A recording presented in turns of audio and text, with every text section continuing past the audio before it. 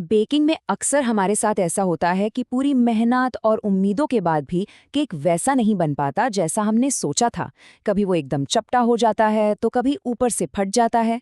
तो आज हम इन्हीं आम समस्याओं के पीछे का साइंस समझने वाले हैं। मुझे लगता है लगभग हर किसी ने कभी ना कभी बेकिंग में निराशा का सामना तो किया ही है।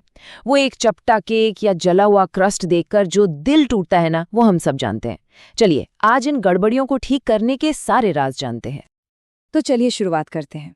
देखिए, केक का जो पहला इंप्रेशन होता है ना, वो उसकी उठान और उसके आकार से ही बनता है। अगर केक ठीक से फूला ही नहीं तो स्वाद तक पहुंचने से पहले ही मन खट्टा हो जाता है। तो समझते हैं कि ये बुनियादी गड़बड़ियां आखिर होती क्यों हैं।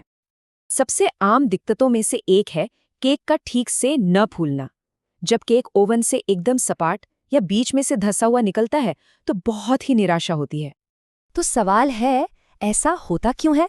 देखिए, इसके पीछे कई वजहें हो सकती हैं। अगर आटा कम है तो बैटर का ढांचा ही कमजोर हो जाता है। बहुत ज्यादा तरल उसे भारी बना देता है। और अगर बेकिंग पाउडर या सोडा जैसी फुलाने वाली चीजें कम हो तो वो जरूरी गैस बन ही नहीं पाती। और हाँ, एक आम गलती है बहुत गर्म ओवन। इससे होता ये है कि क्रस्ट बाहर से तो फटाफट पक जाता है, लेकिन अंदर के बैटर को ऊपर उठने का मौका ही नहीं मिलता। अगली समस्या है केक का एक तरफ से ज्यादा फूलना और दूसरी तरफ से बैठ जाना, मतलब एक टेढ़ा मेढ़ा केक। इसे सजाने में भी बड़ी मुश्किल होती है। ये दिक्कत ना अक्सर बेकिंग के सेटअप से जुड़ी होती है। हो सकता है कि बैटर ठीक से मिक्स ना हुआ हो, या फिर ओवन में गर्मी एक तरफ ज्यादा लग रही हो और दूसरी तरफ कम। कभी-कभी तो ओवन की रैक या केक पैन का हल्का सा झुका होना भी केक को टेढ़ा बना सकता है। इसलिए बेक करने से पहले हर चीज का लेवल चेक करना बहुत जरूरी है। केक के आकार के बाद अब बात करते हैं उसकी बाहरी परत की, यानी क्रस्ट की। पता है, केक का क्रस्ट उसकी सेहत के बारे में बहुत कुछ बताता है। उसके रंग और बनावट में ही अगली गड़बड़ी का सुराग छिपा होता है। यहाँ पर रंगों का साइंस काम आता है। अगर क्रस्ट का रंग बहुत गहरा है तो समझिए कि या तो चीनी ज्यादा है जो जल्दी कैरेमलाइज हो गई, या फिर ओवन बहुत ज्यादा गर्म था। और वहीं अगर क्रस्ट का रंग एकदम हल्का रह गया है तो ये कम चीनी या फिर ठंडे ओवन की निशानी है। ये एक बहुत ही आम नज़ारा है।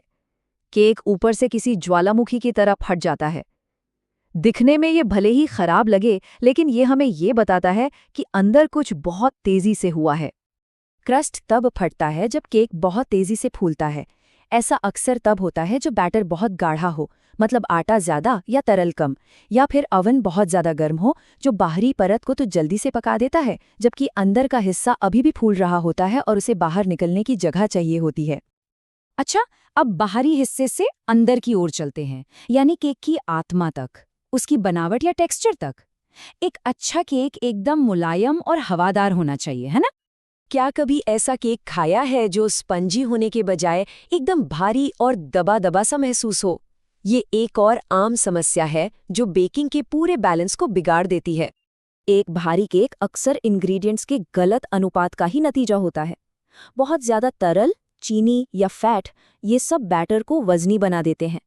और अगर बेकिंग सोडा या पाउडर जैसी चीजें जो केक को फुलाने का काम करती हैं वो कम हो, या ओवन का तापमान सही न हो, तो बैटर को वो हल्की हवादार बनावट मिल ही नहीं पाती। अब भारी केक के ठीक उलट है सख्त केक, जो खाने में एकदम रबर जैसा या चबाने वाला लगता है, जैसे कि ब्रेड। इस समस्या को समझने के लिए हमें ग्लूटेन को समझना होगा। देखिए, जब आटे को किसी तरल के साथ मिलाया जाता है तो ग्लूटेन डेवलप होता है। ये स्ट्रक्चर के लिए तो ज़रूरी है, लेकिन केक में हमें बहुत कम ग्लूटेन चाहिए। तो इसका समाधान क्या है? सबसे ज़रूरी बात, बैटर को ज़रूरत से ज़्यादा फेंटने से बचना है, खासकर आटा डालने के बाद। ज़्यादा फेंटने से ग्लूटेन की तारें मजबूत हो जाती हैं, जो ब्रेड के लिए तो बहुत अच्छा है, पर केक को नरम और कोमल होने के बजाय सख्त बना देता है। अब देखिए, एक केक दिखने में कितना भी सुंदर क्यों न हो, अगर उसका स्वाद ही अच्छा नहीं है तो सारी मेहनत बेकार है। तो चलिए अब अंतिम और सबसे जरूरी पहलू पर ध्यान देते हैं, स्वाद। खराब स्वाद के पीछे ना अक्सर बहुत ही सरल वजह होती हैं। खराब क्वालिटी या बासी सामग्री का इस्तेमाल करना, जैसे पुराना मक्खन या आटा, स्वाद को पूरी तरह बर्बाद कर सकता है। और साथ ही अगर रेसिपी का फॉर्मूला ही संतुलित नहीं है तो भी स्वाद अजीब लग सकता है। तो इन सभी समस्याओं को जानने के बाद अब सवाल ये है कि इनसे बचने का तरीका क्या है। तो यहाँ कुछ सुनहरे नियम हैं जो ज्यादातर गलतियों को होने से ही रोक सकते हैं। ये 6 नियम बेकिंग की नींव हैं। पहला, सामग्री को कप से मापने की बजाय तौलें, क्योंकि इससे एक्यूरेसी आती है। दूसरा, कमरे के तापमान पर रखी सामग्री जैसे अंडे और मक्खन आपस में ज्यादा बेहतर तरीके से घुलते हैं। तीसरा, ओवन को हमेशा प्रीहीट करें ताकि केक को शुरू से ही सही तापमान मिले। चौथा, आटा डालने के बाद बस हल्का मिलाएं ताकि ग्लूटेन ज्यादा ना बने। पांचवां, ओवन का तापमान एक बार जरूर जांच लें। और छठा, केक को हमेशा तार की रैक पर ही ठंडा करें। इन नियमों का पालन करने से ज्यादातर गलतियां अपने आप ही दूर हो जाती हैं। और आखिर में इस बात को याद रखना बहुत जरूरी है, बेकिंग क्रिएटिविटी तो है, लेकिन इसके दिल में साइंस और एक्यूरेसी है। जब आप फॉर्मूले को समझते हैं तो आप कला में भी महारत हासिल कर सकते हैं। तो इस जानकारी के साथ अगली बार बेकिंग करते समय किस चीज पर ज्यादा ध्यान दिया जा सकता है? क्या वो सामग्री को तौलना होगा या फिर मिक्सिंग की टेक्निक?